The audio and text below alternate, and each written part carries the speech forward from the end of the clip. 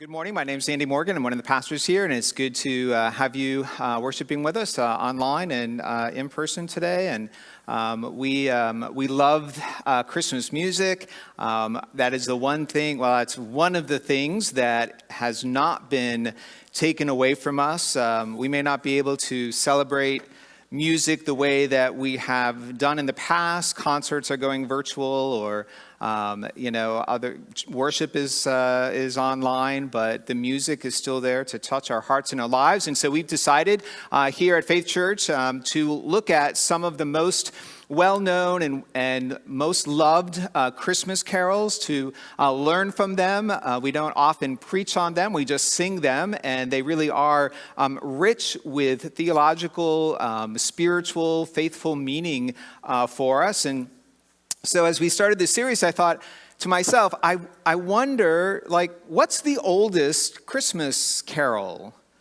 When did Christmas carols even begin? I mean, they're so much a part of our tradition. They're so much a part of our season. But think about it. There was a time when there were no Christmas carols. I mean, there was a time when there was really not a lot of Christmas music. There actually was a time when the church did not have the wealth of music, church music that we have today. And so Christmas carols weren't always there.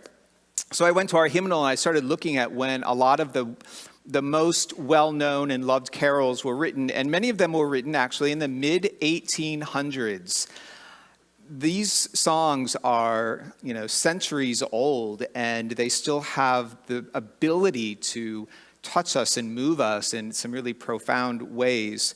But some of the carols actually go back to the 1700s. One of the oldest Christmas carols in our hymnal is "Hark the Herald Angels Sing." It was a song, a hymn written by Charles Wesley in 1739, making it clearly one of the oldest carols written. But the music that we know was written about 100 years later. Again, but about the mid-1800s, the music was written. So it really, in my mind, it really didn't count because, it's not a really Christmas carol. It was a Christmas poem, maybe. But it wasn't sung to the tune we know. So I started looking again, and an even earlier carol where the words and the music is attributed to 1700s, into 1743. And that is, "O Come All Ye Faithful." I usually only let us sing "O Come All Ye Faithful" on Christmas Eve, because it's just the perfect hymn, the perfect song to begin the Christmas Eve service. O come all ye faithful, joyful and triumphant. O come ye to Bethlehem. And when we gather for worship on Christmas Eve this year in our homes, but when we gather together on Christmas Eve, that's what we're doing. We're taking this journey. We're coming together and going to Bethlehem. And so to me, it's always just the perfect, yes, we could sing it anytime. We could sing it every week, but it's just the perfect song to begin our Christmas Eve worship. We're going to sing it today. Don't worry. We're going to begin our Christmas Eve worship with "O Come All Ye Faithful." And when we do, if you remember this sermon, if you can remember 3 weeks from now, I have trouble doing that. But if you can remember, 2.5 weeks, whatever it is to Christmas, then I hope that this message will come back to you and remind you of the power of what this song has for us. So again, the song was written in 1743 by John Wade. John Wade was an Englishman who was teaching and living in France.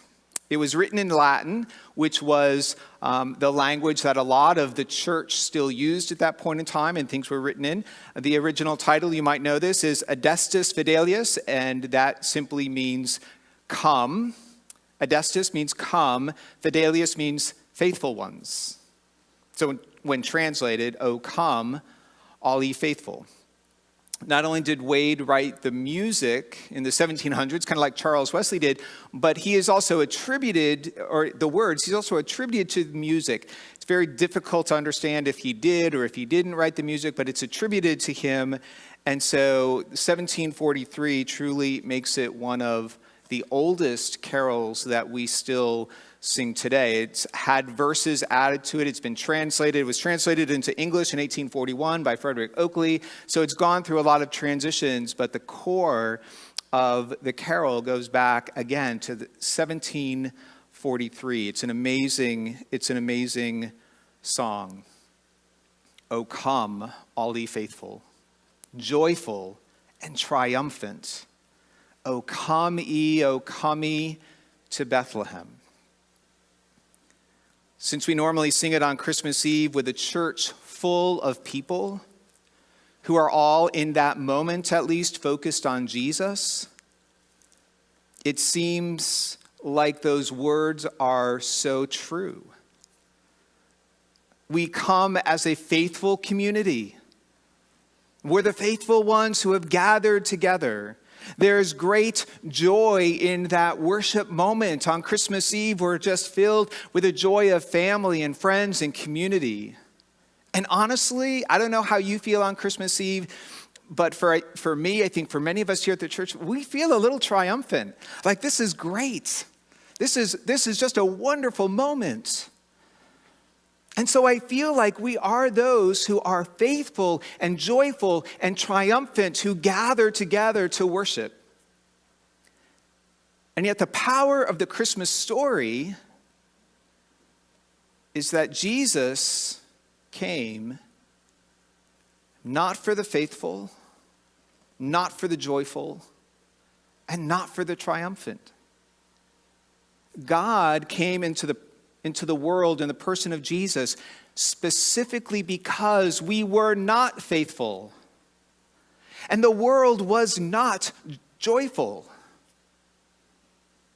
and people were feeling oppressed. The Christmas story is just in many ways the opposite of what we sing, and that's the power of the story.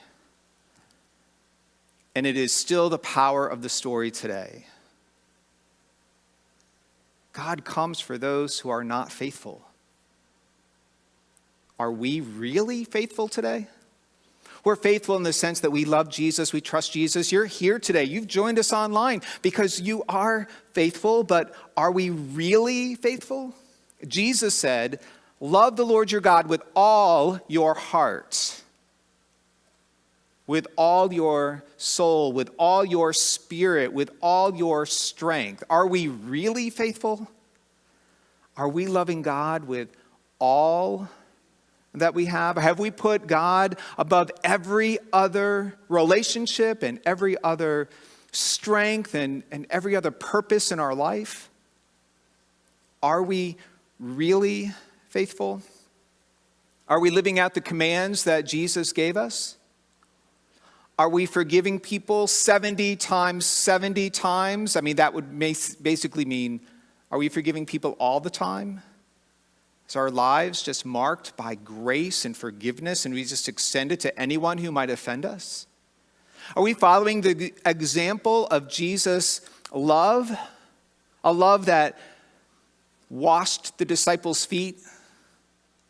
A love that washed the feet of Judas, who's going to use those feet to go and betray him?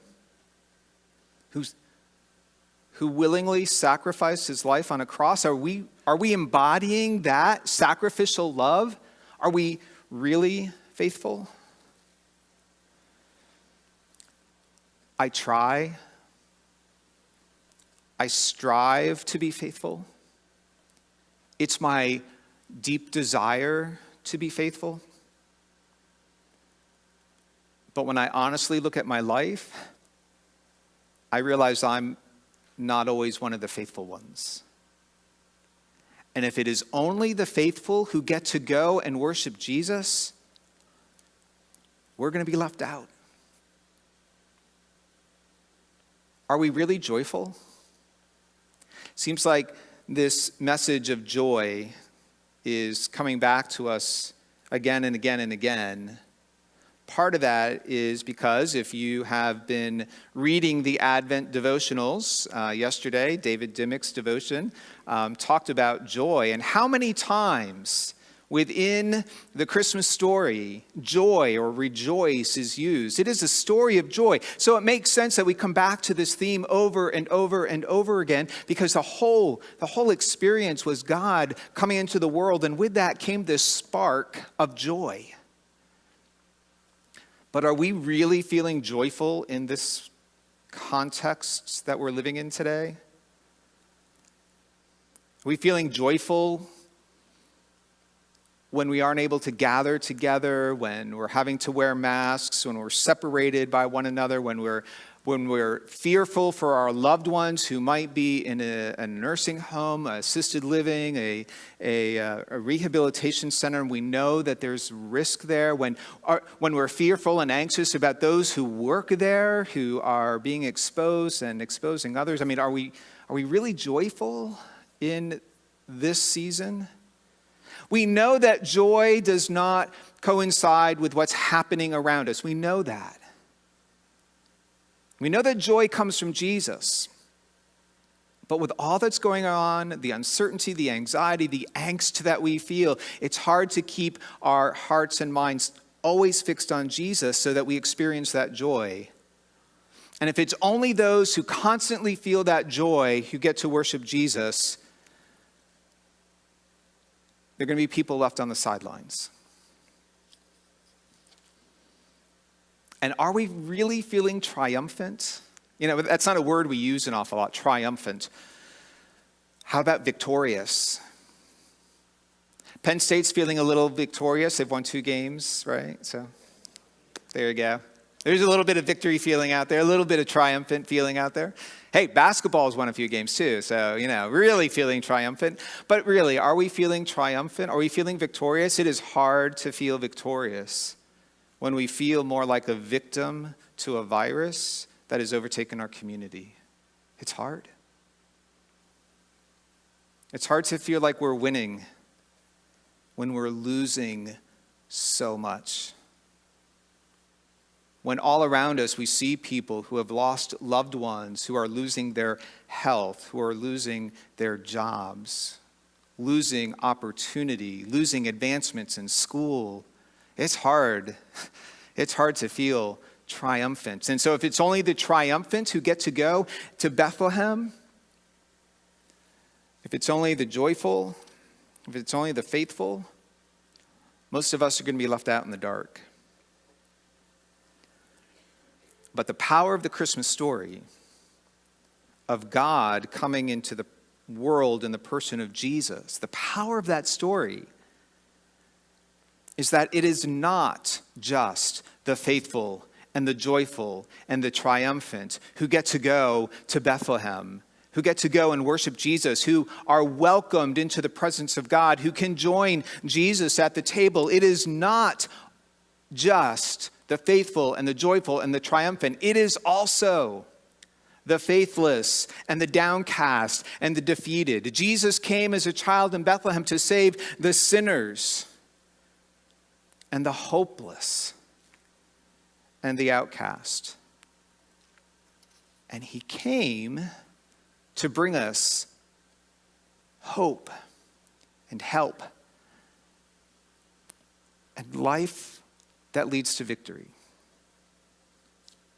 In Mark chapter 2, verse 17, Jesus said, "It's not the healthy who need a doctor, but the sick. I have not come to call the righteous. I have not come to call the faithful. I have come to call the sinners." It's the sinners who are called to Bethlehem. And the very first people to hear about the birth of Jesus, the very first ones who received this message were the sinners, not the righteous. It were shepherds, not religious leaders. Shepherds were not considered faithful and righteous members of society. They were known as notorious liars. In fact, their testimony could never be given in court because they could not be trusted to tell the truth. And yet they were the first ones. Now imagine this. Their testimony could not be trusted. And yet who are the first people that God turns to share the news that the Messiah has come?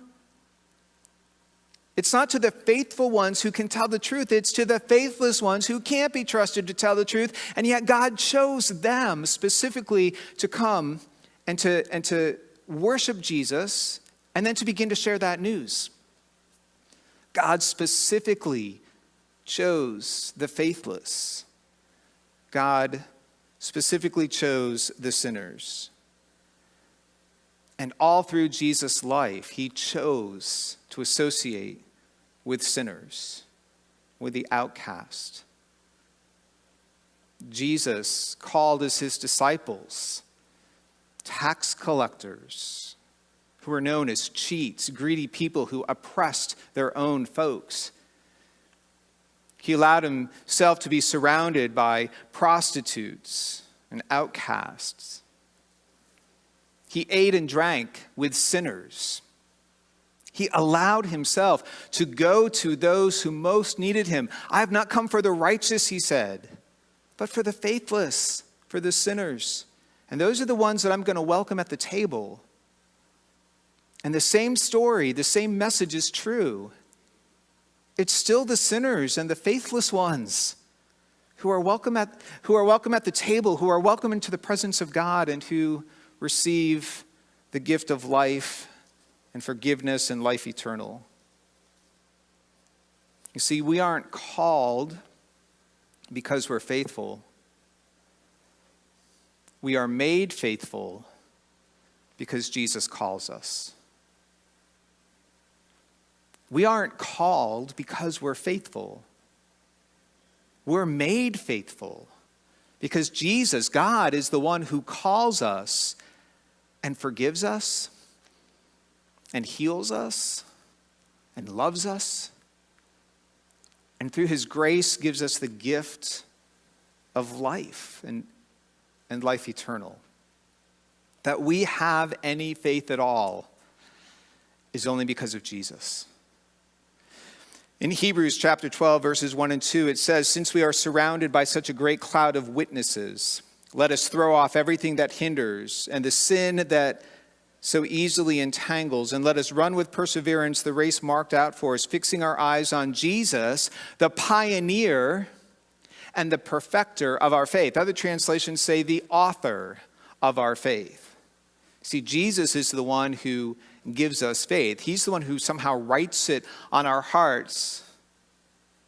Charles Wesley, who wrote the great hymn, "Hark the Herald Angels Sing," his brother, John, talks about the grace of God that allows us to come to faith. He calls it prevenient grace. It's only because God's grace is working in us that we actually have faith in Jesus. Jesus is the author of our faith. He calls the faithless ones and makes them faithful. It's also not the joyful and triumphant that Jesus calls. In fact, Matthew chapter 11, verse 28 says, "Come to me, all you who are weary and burdened, and I'll give you rest." It's not the joyful, but the weary. It's not the triumphant, it's the burdened. It's those who are weighed down. It's those who are not feeling triumphant that Jesus calls. And it's not just joy and victory that he gives to them. It's also rest and strength and life. I mean, the life we want to live here, but also a life eternal. So in our weary and burdened states, I heard a lot of people after last week's message say weary kind of hits the nail on the head. It's exactly how we feel. And those are exactly the people that Jesus calls and says, "Come to me, you who are weary. I'll give you rest." And part of the rest that we get from Jesus is also joy. If you're feeling burdened down, weighed down, you can't go any further, it's okay, come to me, because what am I going to give you? I'm going to give you a triumphant spirit, some strength to keep going. That's who Jesus calls. Jesus doesn't call the faithful and the joyful and the triumphant. And can I just say, that's good news. Because there are days we feel that, and there are days we don't. And on those days when we are not feeling it, that's when we need to maybe hear this song, sing this song, and remember that God doesn't just call the faithful and joyful and the triumphant, but God calls the faithless and the hopeless and the downcast so that we can become faithful and joyful and triumphant. I have to tell you that I will probably now forever sing this carol differently. Because while I always just was caught up in that Christmas Eve moment of feeling joyful and triumphant and could see the community of believers come together to worship in an incredible voice, I'll probably always sing this differently because even in that moment I'll realize, God, I know that I'm not the faithful one. And I know that I'm not always joyful even when I look like it. And I know I'm not always victorious. And that's why you came. Not only as a child in Bethlehem, but to be the Savior, Christ the Lord. And so if we will come to Jesus, if we'll worship Jesus, if we'll surrender to Jesus, if we'll trust in him, you see, it's when we worship him that we find that faith and find that joy and find the victory, which is what the refrain of that carol says every time. Oh, come, let us adore him. Oh, come, let us adore him. Oh, come, let us adore him, Christ the Lord. The simplicity of this carol, the message of this carol, is really profound. Because you see, it's when we come to worship, it's that act of surrendering to Jesus, it's that act of living for God that makes us faithful and joyful and triumphant. We almost have to sing the refrain first, and knowing that it's that worship of Jesus that will make us faithful and joyful and triumphant. And worship, let's be clear, worship isn't just what we do in this hour of the week. Worship is how we live our lives every moment of every day. Oh, come, let us adore him, to adore Jesus, to worship him in the fullness of our life, in the fullness of who we are, in everything that we do. It's a lifestyle. It shapes everything. And the more that we adore Jesus, the more faith we have. And the more that we adore Jesus, the more joy we're going to experience. And the more that we adore Jesus, the more triumphant we will feel. So come, let us adore him. Christ the Lord. Would you pray with me?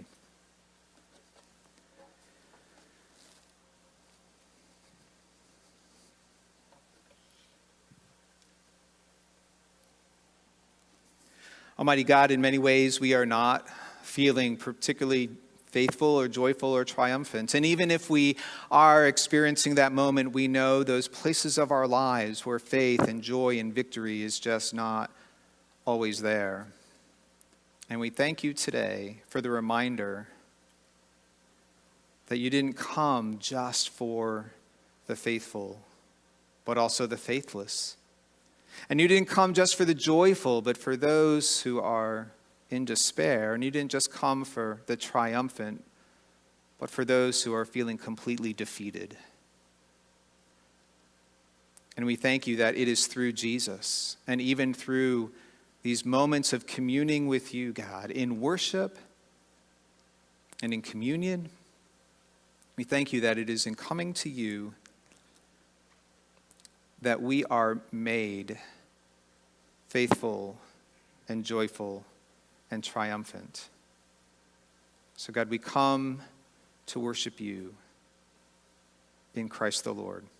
Amen.